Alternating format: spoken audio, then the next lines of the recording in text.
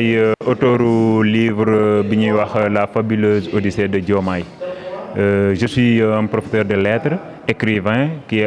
bu publié tey livre bu ñu duppee La fabuleuse Odyssée de Diomaye tey nag ñu ngi woon ci cérémonie de présentation et de dédicace du livre boobu noonu. li ma inspiré ma bind livre bi d'abord mooy sama tradition. sama tradition mooy cosaan mooy sama tradition mooy sama cosaan di sama culture. parce que tey li ma doon ak li ma xam sama culture la sama tradition ma dem ba à un moment donné ma constaté que tradition boobu noonu ak culture boobu noonu ñun d'abord séeréer dañ ko commencé perdre ma xalaat ne kon il est temps kon ñu bind ci loolu wax importance am wax njëriñam pour que tey les générations à venir ñu xam ne que lii en réalité mooy suñu cosaan te waruñu koo perdre dañ koo war a sàmm bu baax a baax a baax a baax. Diomaye en réalité c'est le personnage principal de l'ouvrage mooy personnage principal bi mais comme ñun bindikat yi parfois dañuy wax ne que day xaw a jafe lool nga séparer bindikat bi ak personnage principal bi parce que tey boo xoolee livre bi Diomaye boo xoolee trajectoire Diomaye histoire Diomaye ak histoire auteur bi pratiquement même histoire bi la pratiquement c'est ça. bon mën nañ koo wax parce que Diomaye ak auteur bi ñoo bokk lépp luñ dund ñoo bokk juddoo ci ay gox yoo xamante ne jeune pauvre la ñoo bokk également dem ci rituel d'initiation bu ñuy wax ndut en séeréer ñoo bokk également galéré pratiquement mën naa la wax ñoom ñoo bokk histoire ñoo bokk pratiquement aventure kon nag xam naa séparer auteur bi ak Diomaye day xaw a jafe trop. man maay éditeur bi. Donc, directeur et président fondateur de la maison d'édition Elma. Elma qui est une maison d'édition bi nga xamante ne dañ ko créé depuis 2021. Donc maison d'édition la bi nga xamante ni c'est une maison d'édition panafricaine maanaam dafa juddu ci contexte bi nga xamante ni dañoo bëgg a se servir de ce qu'on appelle la littérature maanaam bindkat yi parce que dañoo gis ne ni bindikat yi seen rôle dafa am solo lool ci développement dëkk parce que souvent ñoom ñooy porter à travers lu ñuy bind ay combats yu bëri te souvent c'est des personnalités yi nga xamante ni c'est des gens qui sont très alertes dans la société maanaam bokk na ci ñi nga xamante ni dañuy am liberté di xalaat liberté bañ a am influence ci seen xalaat liberté bind li nga xamante ni loolu mooy tax suñu dëkk yi duñu avancer te bind yooyu noonu daanaka ay bind yu am solo la yu permettre à nos hommes politiques à la société elle-même ñu xam aussi bien sur le plan de la culture que sur toutes les autres questions développement économie etc. donc suñu maison d'édition bi dañoo am ce qu'on appelle les collections maanaam ay ponk la yi nga xamante ni yooyu yëpp ay fànn yi nga xamante ni moom moo war a permettre Afrique mu dem ci kanam fànn yooyu mooy permettre en fonction de thème yu auteurs yi di bind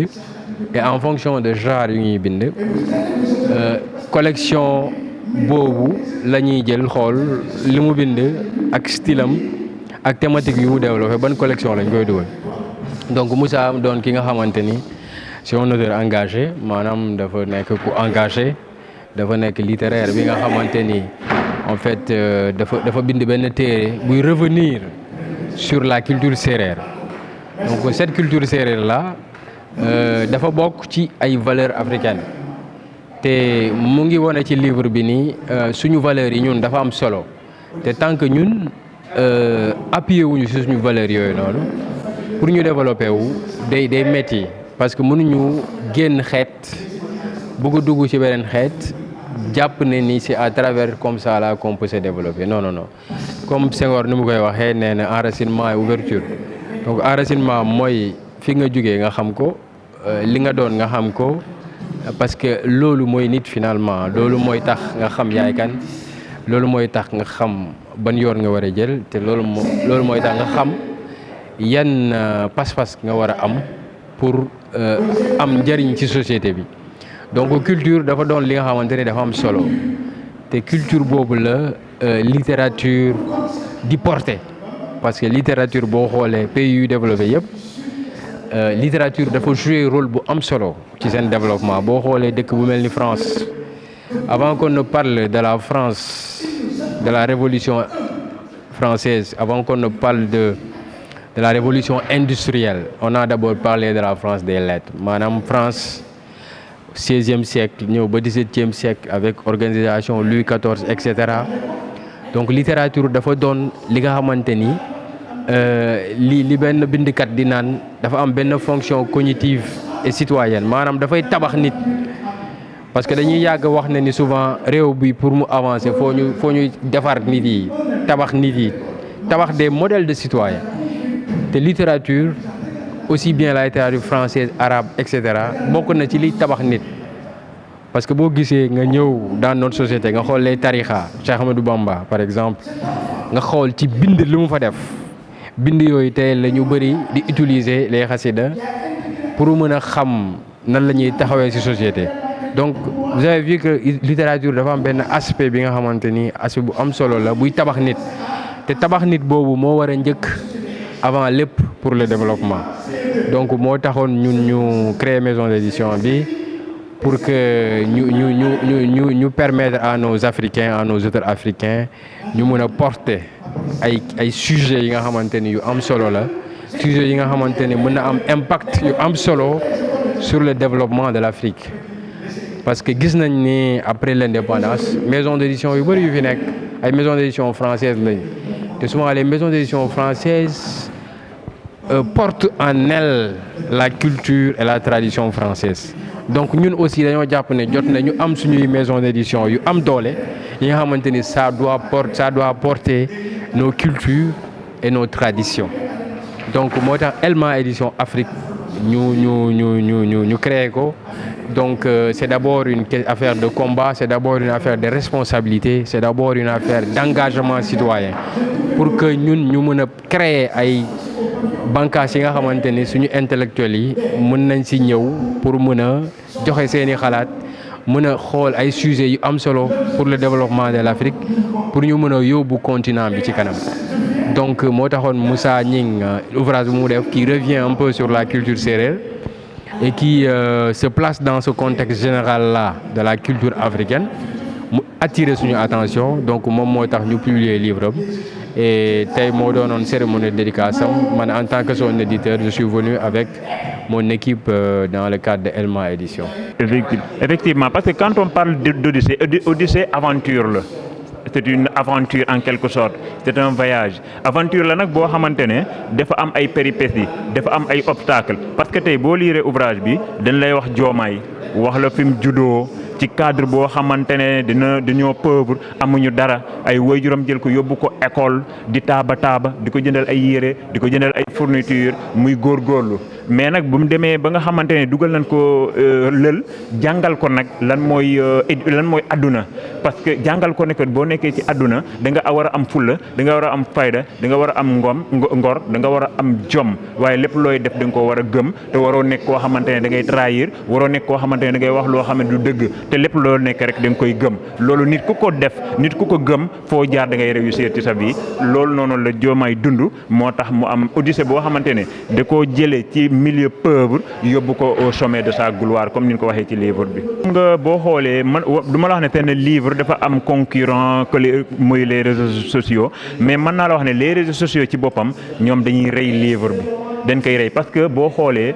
jeunesse bi pratiquement amatul temps pour consulter livre yi amatul temps pour lire dañuy passer tout leur temps ci seen téléphone nekk ci réseaux sociaux yi di ay Facebook WhatsApp TikTok et cetera moo tax maanaam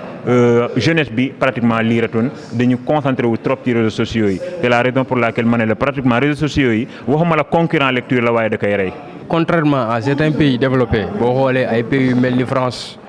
édition nu mu fa amee doole ak nu mu demee ci kanam nu mu développé c'est vrai qu'en Afrique on est en retard donc bokk na ci ñun suñu ay objectif maanaam relever ces défis là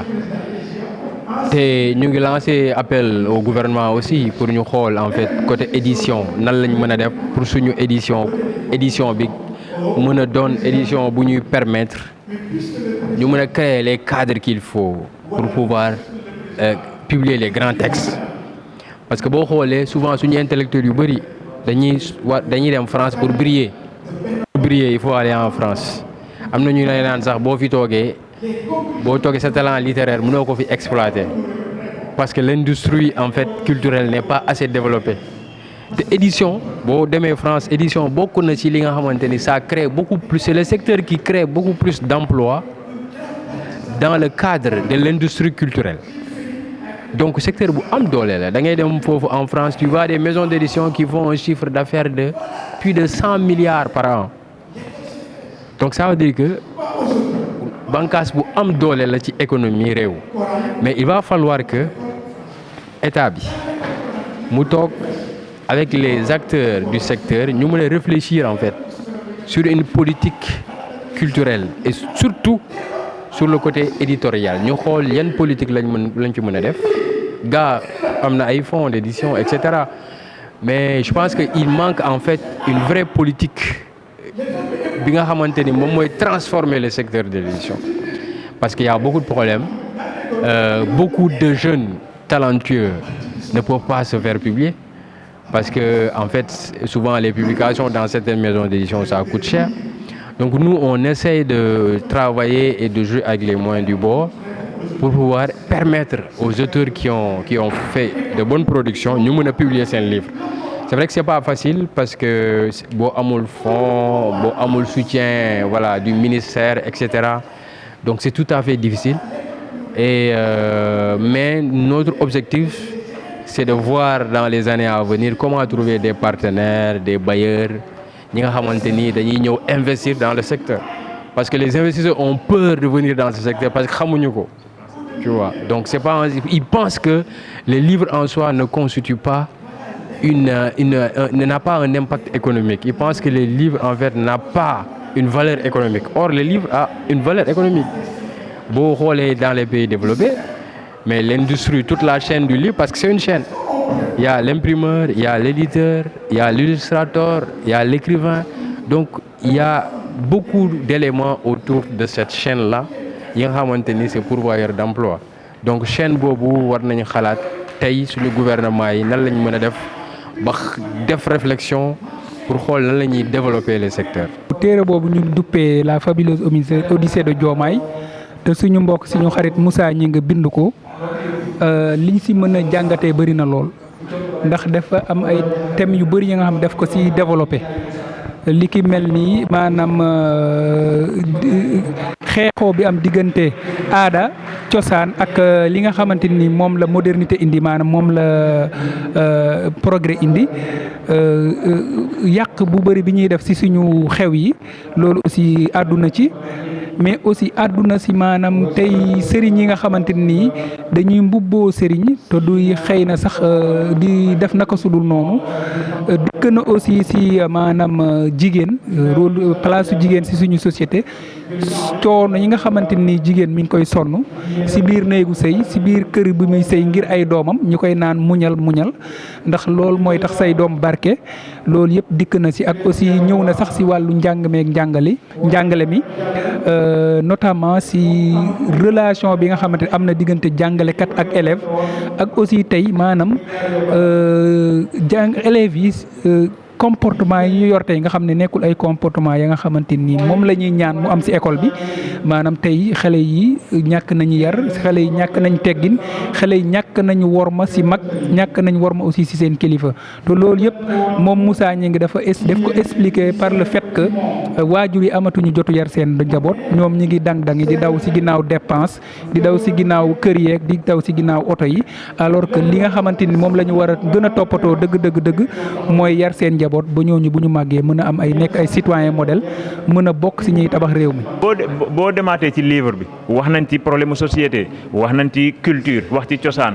Diomaye tey bi mu demee ba war a dem lël ci livre bi dafa papaam dafa am ñaari xarit, kii religieux la kii intellectuel la mais ñoom ñëpp dañoo ñëw taxaw opposé wu ne ko lii ay caaxaan la lii boo fa demee da ngay perdre le temps mais bien que nag papam dafa nekk koo xamante ne dafa ancré wu ci tradition am di leen wax ne que sama doom dama koy yóbbu mu dem def lël parce que yéen def ngeen loolu li ngeen doon tey lël moo leen ko def li ma doon tey lël moo ma ko def kon sama doom da koy dund da koy def kon nag ci côté boobu dama ci jaar nag wax lan mooy importance su lël boobu noonu nga xam ne tey nit ki fu mu mënti àgg fu mu mënti toll loolu noonu waru koo fàtte parce que dafa nekk loo xamante ne tey mooy sunu culture mooy sunu cosaan donc mooy sunu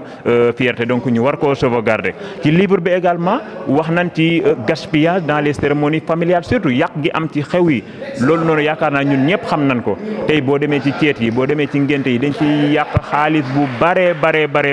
de façon inutile loolu également ñu poser question boobu noonu mais apporter ay solution ñu xam ne que tey booy xew war ngaa sooraale suba kon nag tey bul jël li nga am li nga mën yëpp nga def ko sa xew tey parce que boo ko defee suba ak ginnaaw suba da ngay souffrir loolu moo dal benn personnage bi ne ci livre bi dafa jël alal bi mu amoon yëpp dem ñëw Dakar préparer ay at xewam boobu jour xew ba mu jël lépp yàq ko fa mais lendemain xew ba mu commencé souffrir moom njabootam kon loolu mu nekk problème boo xamante ne dafa interpellé ñun ñëpp ñu war cee wax war cee bind moo waral ñu wax ci question boobu noonu wax na nag également te aussi xew yi yëmul rek ci ngénte ak ceet mais dafa dem ba ci dëj ñu joxe l'exemple du Vieux Malick dans l'Europe ci livre bi Vieux Malick dafa feebar ay at tëdd ci lalam kenn lijjantewu ko kenn faalewu ko lu dul doom benn doomam boo xam ne day taaba mënu ko sax yóbbu hôpital parce que amul moyen mais yàlla jour bi ko yàlla moomee ñu gis ne que mbokkam yépp fu waay nekkoon ci àdduna dafa ñëw kenn ku ci nekk di wane boppam wane lu mu mën loolu également ñu posé ci ay question ne lii nii amul sens nit ki boo ko bëggee jàppale da nga koy jàppale ci moment bi nga xamante ne tey ci la ko soxla mais nga bàyyi ba nit ki génn àdduna nga ñëw di indi ay nag di indi ay ceeb ak diwlin loolu pratiquement amul sens question boobu également souligné nañ ko ci livre bi mais également wax nañ question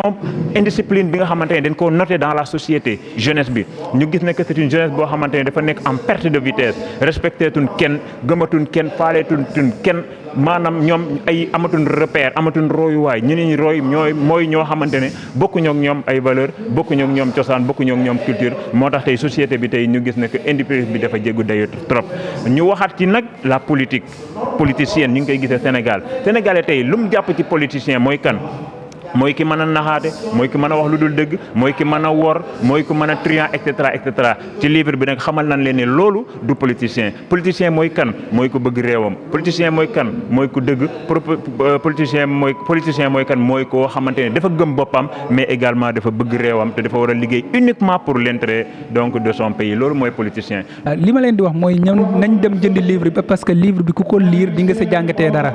liñ si jàngate bëri na lool mais leneen lu ma bëgg a wax aussi mooy que ne lecture dëgg la tey téléphone portable mi ngi fi télé bi mi ngi fi ordinateur mi ngi fi internet mi ngi fi réseaux sociaux yi ñi ngi fi waaye à côté de ça aussi war nañ si mën a boole di ubbi livre di lire parce que ubbi livre di lire mënul bokk mukk ak yor sa téléphone di ci lire wala nga si consulter réseaux sociaux yi mënul bokk parce que dañ ne nit bu xiifee dafa war a lekk waaye aussi suñu xel ak suñu xalaat li koy suuxat dëgg-dëgg mooy lecture bi ñuy def mooy jàng bi ñuy def mooy recherche yi ñuy def mooy aussi curiosité bu ñuy am si lépp la nga xamante ni war nañoo mën a permettre ñu am ubbeeku si àdduna parce que ñun dëgg la war nañoo namp si suñu aada ak suñu cosaan waaye waruñoo tëju aussi dañoo war a ubbeeku xam li xarala yu bees yi joxe xam aussi liy dox si àdduna bi bu ko defee bu ñu tasee ak suñu yeneen moroom ñu dëkk jóge si yeneen dëkk ñu war a mën a jëflante ak ñoom te duñu am benn complexe d'infériorité wala benn complexe de supériorité par rapport ak ñoom. gis nañ ne le livre est fortement contesté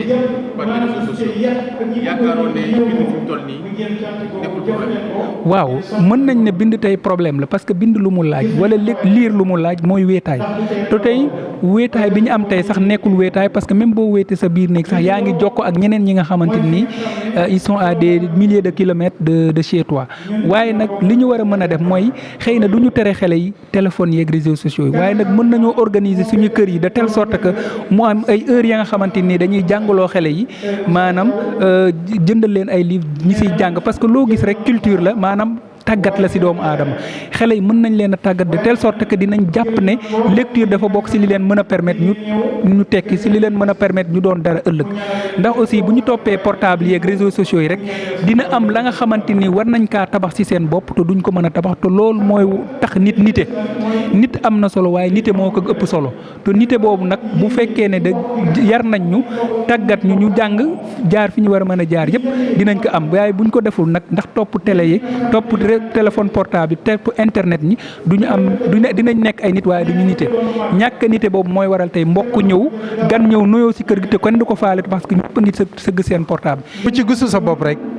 da ngaa bokkul ci milieu bi mais ku bokk ci milieu bi rek di nga ci gis sa bopp te nag loolu mooy njëriñu bind. booy bind sa bopp ngay waxal waaye askan bi ngay waxal li ngay bind tant que ñi koy utiliser gisuñu ci seen bopp mbind mi des na bala nga ci xam dara nga laaj suñu soxna yi bu ñu taajee añ ku nekk mos ku du dem du leen neex mais bu ku nekk lekkee ba mel ni kii loolu moo lay won ne li nga def am na njëriñ mais Moussa effectivement li mu def am na njëriñ ndax ñun dafa am fu ñu jóge fu sori li tubaab dina c'était pas évident boo ñu comparé ak waa réewu taax xool avantage yi nekkoon li ñu maam li tubaab di wax avantage comparatif nit ñu rawee woon ak fu ñu jaar ba ak si fii mënoo ñàkk a fier vraiment je suis fier de ce que Moussa a fait et je suis vraiment heureux comme ni ma ko waxee nee naa ko même boo ma invité wul woon damay ñëw parce que je pense que li mu def ñun la ko defal vraiment. ñu ngi leen di Ngoundiane dafa nekk maintenant bouillonnement d'intellectuel nekk dund ko ñu gis na rek commencé na sax am ay écrivain yéen ban plaidoyer ngay won ko def en tant que adjoint au maire auprès des autorités étatiques surtout des autorités communales wala départementales pour ñu mën a jàppale ñi nga xam ne ñooy les écrivains parce que bind dafa metti laaj ay moyens. waaw bind moom dafa metti xam naa ne am na li ci état bi di def mais du doy mais nag may rek ma wax tuuti loo xam ne daf ma sax ma tient à cœur tey boo demee Ngoundiane da nga fay fekk ñaari lycée ak ñetti CEM ci nu ma ko mën a waxee boo demee ci cër dañ la naan commune bi warul def dara ci lycée yi warul def dara ci collège yi ba tax na am na ñoo xam ne dañuy ŋàññi ci loolu mais dama naan bu ñu deful woon loolu te état bi ñëwul def lu mu war a def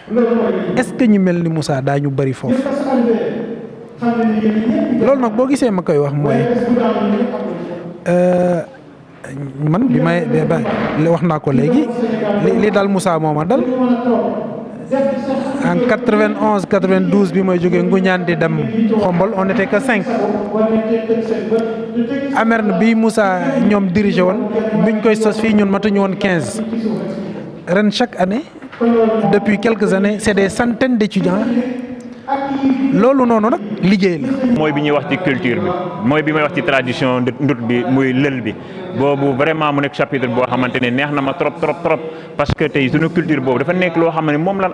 amul lu ko gën kon nag tey bu ma demee à un moment donné ma constaté que dañuy commencé di ko perdre non loolu vraiment nekk na benn question bu ma intéressé moo tax mu nekk chapitre boo xamante ne moo ma gën a ñor et mooy chapitre boo xamante ne aussi jël naa ci temps bu bëree parce que dama xam ne tey gis nga culture moo nekk à la début au début et à la fin de tout nit ki bu ñàkkee culture am ñàkk na lépp boo amul culture amoo dara kon nag nekk na chapitre boo xamante ne moom laa ci préféré parce que moom laa wax ci lu am solo par rapport au Sénégal par rapport au Sénégalais par rapport à la tradition sénégalaise. mooy la fabuleuse Odyssée de Diomaye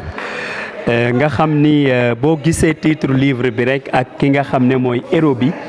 da ngay xam ni dafa bokk ci ñun séeréer. loolu moo tax bu ma dégloo li nga xam ne ki doon présenter livre bi noonu la présenter livre bi te liiraguma ko dama xam ne livre bi laalaaleel ma parce que def di loo xam ne ay suñu valeur culturelle moom la def ci livre am wax na ci ndut nga xam ne mooy initiation séeréer bu ndaw bu tolloo ci benn âge bi dugg néegu góor donc loolu ndut la mu ngi ko junj ci livre am junj ay valeurs culturelles yu bëri loolu moo tax bu ñuy présenter livre bi dama gis sama bopp ci livre bi moo tax ma koy féliciter ndax nag ki nga xam ne mooy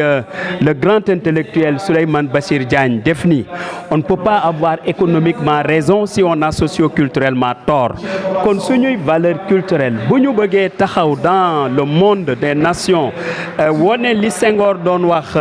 mais l'apport de nos valeurs culturelles dans le rendez-vous du donner et du recevoir dafay am solo ñu am ay écrivains yu mel ni Moussa Gningue loolu moo tax ma ñëw di ko féliciter di wone suma mbégte ci li nga xam ne moom def na ko jàpp ni ku mel ni moom dañ ko war di encourager comme ça ñu gën di bind ay livres moo gën ñu gën di nekk ci ay réseaux sociaux.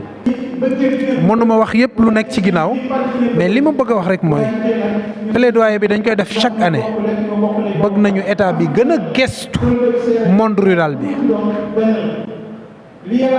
rural bi tey investissement yi nga xamante ne moom la soxla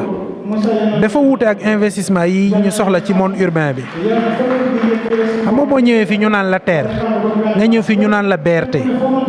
man pour man loolu investissement de luxe la mais ka nekk sa àll ba di yéeg saret pour dem dispensaire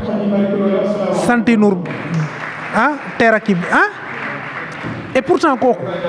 soxla na yoon yu baax soxla école yu baax pour doomam jàngi soxla ay dispensaires yu baax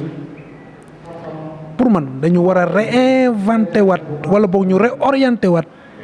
investissement yi parce que am na ñu ko gën a soxla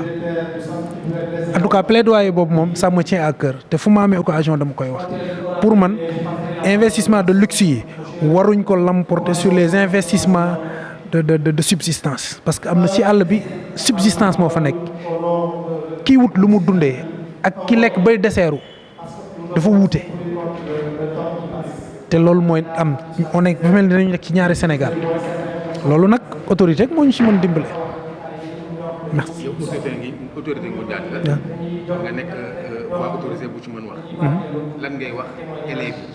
ak étudiants yi nga xam ne ñu ngi jàng pour ñu jël référence bi nga xam ne moo waaye élèves yi li ma leen di wax mooy ñu gën a góorgóorlu xool ci ñun d'abord